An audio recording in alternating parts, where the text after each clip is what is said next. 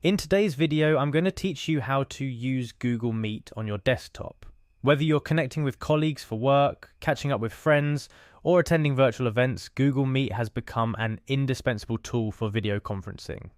Now, navigating directly from your desktop might seem a tad tricky if you haven't set it up before, but don't worry, we're here to make this process as smooth as silk. Let's begin by organizing our workspace. The first thing you want to do is head over to your desktop. This is where we'll create a quick access shortcut to Google Meet, ensuring that your next meeting is just a double click away. Now, on your desktop, find a blank space where you'd like this shortcut to live. Right click on this blank space to bring up a context menu where you'll see a variety of options. From this menu, hover over the option New. This opens up another side menu. Here you will select Shortcut. This action prompts Windows to open a dialog box, which is essentially asking, what item would you like to create a shortcut for? This is where we input the link to Google Meet. Go ahead and paste or type in https://meet.google.com into the field. This URL is your direct line to starting or joining Google Meet sessions.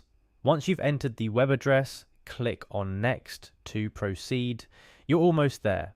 Now it's time to name your shortcut. Type in Google Meet. This name will appear under the shortcut icon on your desktop, making it easily identifiable. After you've named it, the final step is to click on Finish. Voila! You now have a Google Meet shortcut on your desktop. Having this shortcut does more than just save you time.